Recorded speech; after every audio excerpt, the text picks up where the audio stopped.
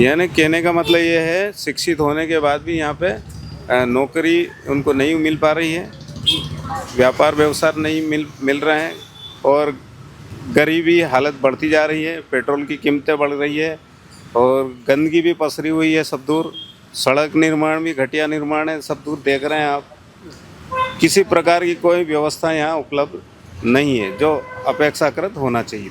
योजनाएं, अभी लाडली लक्ष्मी योजना, तो लाडली बहना योजना, अरे ये देने के बजाय, या आप 5 किलो अन्न दे रहे हैं, इसके बजाय एक रोज़गार दे दो, तो वो अपने बच्चों को पाल लेगा, वो अन्न भी ले लेगा, वो अपने बच्चों की शादी भी कर लेगा। और लाडली बहना जो भी 1200 रुपये लेती है, 1000 रुपये लेती है, वो महीने में एक बार के बजाय वो 10 बार ले लेगी 1200 रुपये, क्योंकि एक रोज़गार पे 50,000 की कम से कम तनख्वाह होती है, तो वो 50 गुना उसका लाभ ले लेगी। अब हमको तो बेकार हैं कि 1200 दे के चुप कर रहे हैं ताकि रोजगार के लिए कोई बात नहीं करें।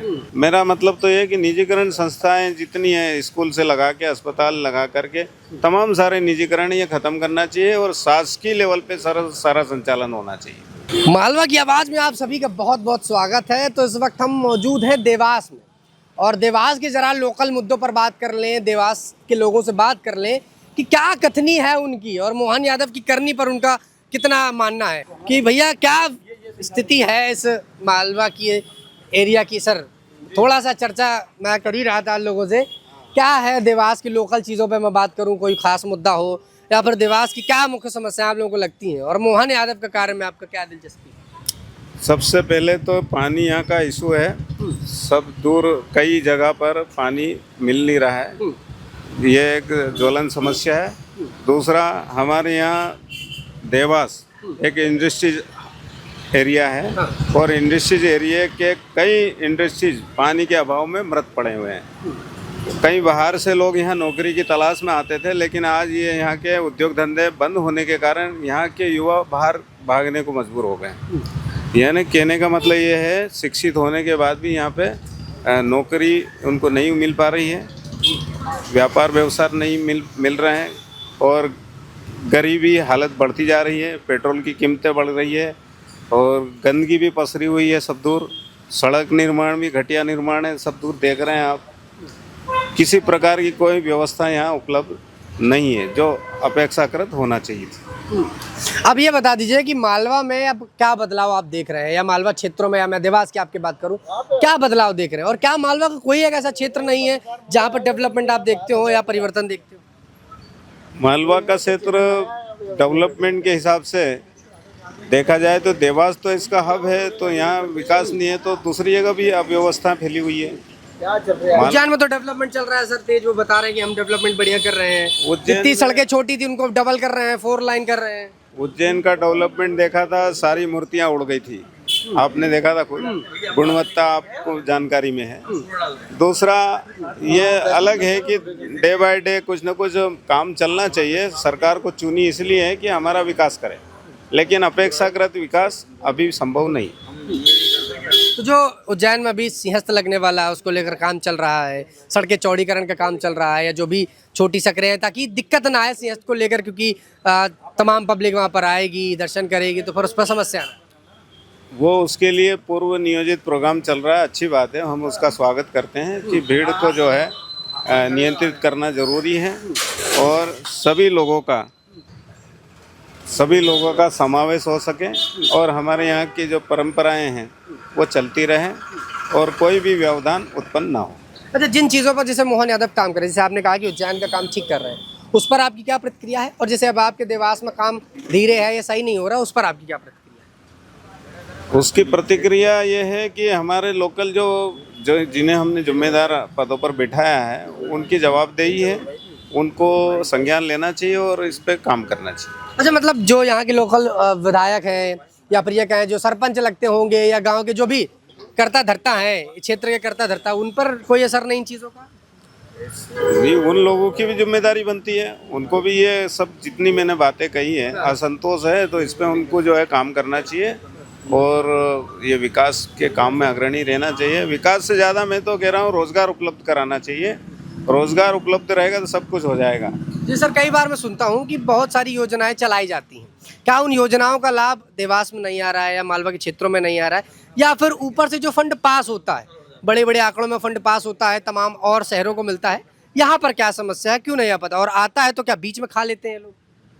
देखो, जो अभी आपने बोला है कि फंडिंग और योजनाएं, अभी लाडली लक्ष्मी योजना, तो लाडली बहना योजना, अरे ये देने के बजाय, या आप 5 किलो अन्न दे रहे हैं, इसके बजाय एक रोज़गार दे दो, तो वो अपने बच्चों को पाल लेगा, वो अन्न भी ले लेगा, वो अपने बच्चों की शादी भी कर लेगा। और लाडली बहना जो भी 1200 रुपये लेती है, 1000 रुपये लेती है, वो महीने में एक बार के बजाय वो 10 बार ले लेगी 1200 रुपये, क्योंकि एक रोज़गार पे 50,000 की कम से कम तनख्वाह होती है, तो वो 50 गुना उसका लाभ ले लेगी।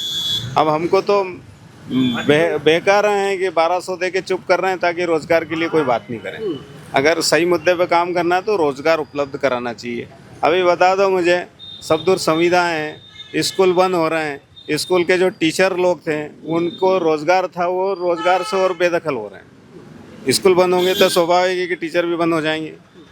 नहीं, उनका कहना ऐसा है कि जो स्कूल थे जिनमें बच्चे कम थे सरकारी स्कूलों में, उनको हम कंबाइंड कर रहे हैं, 3-4 स्कूलों को मिलाकर एक स्कूल कर रहे हैं, ताकि बच्चे भी ज़्यादा दिखें और जो खर्चा एक्स्ट्रा लग रहा था स्कूल संचालित करने का हर प्रकार का, वो कम हो। नहीं, निजीकरण को बढ़ावा दोगे तो निजीकरण में लोग उधर पहुँचेंगे, और जो शासकीय जो संस्थाएं हैं उनको आप जो है बदहाल कर दोगे तो वहाँ से बच्चे बाहर भागेंगे इसे। इसलिए जिम्मेदारी सरकार की बनती है कि निजीकरण को बंद करें और शासकीय जितनी संस्थाएं हैं उनको जो है बढ़ावा दें, ताकि हमारा जो भारत पहले जैसा संचालन चल रहा था वैसा ही चलता रहे। सर, सांदीपनी स्कूल के बारे में मैं सुनता हूँ, इतने समय काफ़ी चर्चा में भी है, और कई बार मैंने जब विजिट किया तो स्थितियाँ ठीक नज़र आई। उस पर क्या विचार है आपके? क्या वो स्कूल का जो काम चल रहा है या सरकारी स्कूल के तहत वो खराब? जो सांदीपनी स्कूल मैं समझता हूँ प्राइवेट की बात कर रहे हैं आप? नहीं, सांदीपनी तो वो सरकारी हो चुका है। सरकार ने अपने अंडर में लिया है और उसको बेहतर बनाने की कोशिश कर रहे हैं, डिजिटल दे रहे हैं, बोर्ड वगैरह भी साफ सुथरे दे रहे हैं, बच्चों को एक सुविधा दी जा रही है ताकि प्राइवेट वाला पैसा ना लगे, पैसा सरकारी लगे और सुविधाएं प्राइवेट वाली मिले। नहीं, शासकीय स्तर पे अगर संचालन हो रहा है तो वो स्वागत योग्य है, अच्छी बात है। मेरा मतलब तो ये है कि निजीकरण संस्थाएं जितनी हैं, स्कूल से लगा के अस्पताल लगा करके तमाम सारे निजीकरण ये ख़त्म करना चाहिए और शासकीय लेवल पे सारा संचालन होना चाहिए। अच्छा, क्या लग रहा है देवास में और किन किन चीज़ों की अभी आवश्यकता है कि पूर्ण नहीं हुई है और पूर्ण होने की ज़रूरत है? देवास में एक तो मैंने बताया, उद्योग धंधे जो हैं उनको जो है फिर से जीवित करना चाहिए। बारिश की पानी की वजह से जो पानी की वजह से बंद है और भी किसी कारणों से बंद है। दूसरा, हमारा अस्पताल है, इस पे भी हमारे कई मरीज हमारे छोटी छोटी बातों को लेकर के यहाँ से रेफर कर दिए जाते हैं बाहर, तो वो सीधे सीधे निजी अस्पतालों में पहुँचेंगे। अगर ये सारी हम इतना सारा फंड वहाँ से दे रहे हैं सरकारी अस्पतालों के रंग रोगन या उनके रख रखाव के ऊपर, तो वहाँ सारी मशीनें होना चाहिए। अब हमारे यहाँ कहते हैं कि वो एल्बो वाली आर्म स्ट्रांग वो मशीन नहीं है तो फलानी मशीन नहीं है। तो सर, ये भी तो हो सकता है कि ऊपर से आया पैसा नीचे वाले खा गए, ये आपस में बांट लिया, जिससे सरकारी अस्पतालों में कई बार देखा गया है कि सरकारी डॉक्टर गायब है, या सरकारी डॉक्टर कम समय में आए, दवाइयाँ आई तो बेच ली, अंदर कंपाउंडर ने जुगाड़ बिठाया, अपने निकाल दिया। तो ये भी तो एक समस्या हो सकती है कि भाई ऊपर बैठे शीर्ष में लोग तो अपना काम कर रहे हैं, नीचे आने तक सुविधाएं खत्म हो जा रही हैं। नहीं, तो ये ऑडिट करना भी उनका ही काम है, इसका ऑडिट होना चाहिए। इसके लिए विंग बनी हुई रहती हैं, केंद्र, स्टेट, जिले, सब तरह की ऑडिट की इसकी विंग बनी है, और उस विंग पे भी उनका नियंत्रण होना चाहिए कि क्या उनने सही ऑडिटिफिकेशन किया है कि नहीं किया है। जैसे देवास की एक मुख्य समस्या ये है कि जो चीज़ें मिल चुकी हैं उन पर भी काम बेकार चल रहा है, सरकार को ध्यान देना चाहिए और जो भी दिक्कतें हैं उन पर काम करना चाहिए। पैसा भले दे रहे हैं पर निजी स्तर पर जो काम है निचले स्तर पर वो खराब, बिल्कुल खराब है। निजीकरण को बढ़ावा ना दें और सरकारीकरण पे ध्यान दें, और सरकार के लिए जो फंडिंग हो रही है सरकारी संस्थानों के लिए उनको भी वॉच करते रहें, तो सही ज़रूरतमंद तक वो पहुँचे।